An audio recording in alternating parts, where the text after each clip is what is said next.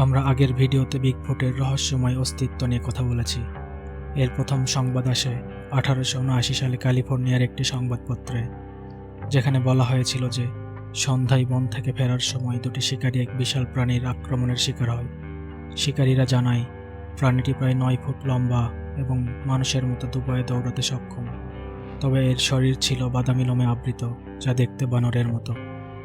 এই ঘটনার পর আরও অনেকবার বিগফুটকে দেখার খবর পাওয়া গেছে। কিছু ক্ষেত্রে ফটো এবং ভিডিও প্রমাণও রয়েছে।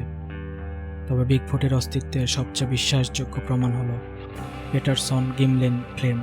1967 সালে রজার পেটারসন এবং রবার্ট গিমলিন ক্যালিফোর্নিয়ার লাভ ক্রিঞ্চ অঞ্চলে এই ফিল্মটি শুটিং করেন। সেখানে একটি বিশাল লোমশ প্রাণীকে হাঁটতে দেখা যায়। বিগফুট কি সত্যিই আছে, নাকি এটি শুধুই একটি মিথ? সত্যের এই রহস্য আজও আমাদের মধ্যে রয়ে গেছে।